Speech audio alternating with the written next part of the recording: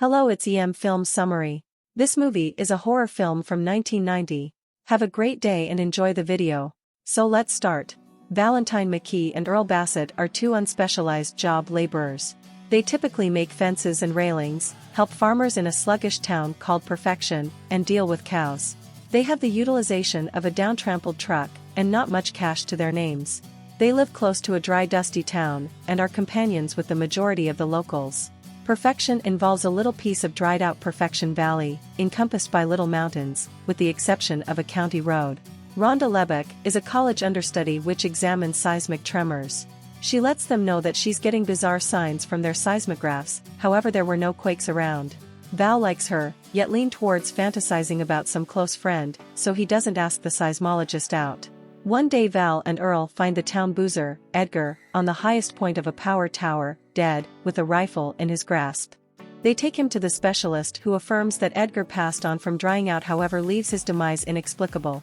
Miguel, a neighborhood cows farmer, likewise discusses how a lot of his crowd vanished suddenly.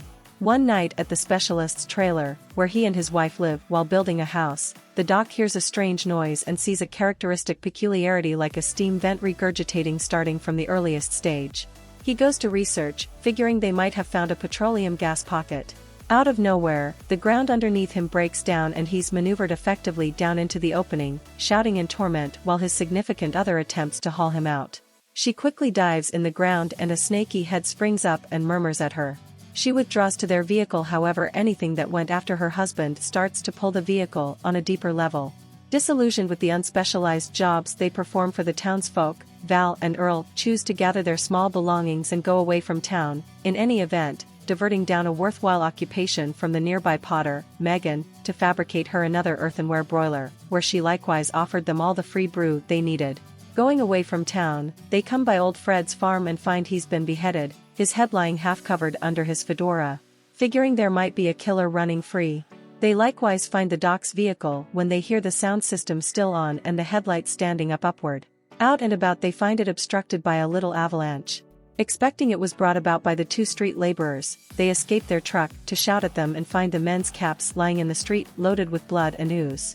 At the point when they attempt to leave, Val backs into a little edge and stalls out. They in the long run shake the truck free and head once more into town. At the point when they arrive, they find a long, snake-like member twisted around the back pivot. The retailer, Walter Chong, loans them 2 horses so they can proceed to tell the province police, since all telephone lines are cut, and there is no cell phone network in the area. A few group are not stressed by any means despite all that is going on. Idiotic young person Melvin Plug mocks them. Bert and Heather Gummer have constructed themselves an atomic shelter and packed it with weighty weaponry, so they don't feel they need to have dread of anything. Val and Earl ride as quickly as possible, however their horses are out of nowhere frightened by a portion of the snakes. They run away on foot, yet the creature pursues them. As they run, they attempt to bounce across a substantial trench. The creature pursuing them unexpectedly hits the wall of ditch, committing suicide. Once more, at that point, the seismologist shows up again. They find that the creature smells horrendously, is a few meters in length, and that the snakes were a sort of limb projecting from its hooked mouth. Rhonda checks her seismographs, discovering that there should be somewhere around 3 a greater amount of those snake-mouthed beasts. At the point when the 3 are returning to Perfection, one more of the creature attempts to catch them. They can see a path of residue flying as the beast swims undetectable through the delicate soil of the valley. Val, Earl and Rhonda run for dear life and end up dependent upon a few tall rocks where the creature can't climb. They stay there, however the creatures are extremely persistent. At last, Rhonda devises a plan to figure out how to move from one stone to the next and to bounce into their van, being firmly trailed by the eager beasts. They conclude that creatures feel them since they can get a sense of the noise people make as vibrations, either by simple movement or talking. Back at the pharmacy, Walter decides to call the monsters graboids. Melvin is still taunting Earl and Val stupidly, yet Val needs to put her life in danger to save Mindy Sterngood, who had been bouncing around with her earphones on, not paying attention to her mom Nancy cries. At the point when they assume they have outmaneuvered the creatures by taking shelter on the roofs of structures, the beast annihilate the structures' establishments. The structures are basic and delicate, totally made of boards of wood. A beast figures out how to eat Walter, rising up out of under the modest wooden shop floor. Another creature eats Nestor. and one of them figures out how to annihilate one of the underground walls of the Gummers, yet they retaliate with all their weaponry, at last killing the awful creature. The survivors get a bulldozer and they attempt to run on it. They likewise go to get the Gummers, which have arranged numerous weapons. The beast is exceptionally intelligent, and they set up a trap for the people, which succeeds. They all need to rush to certain stones.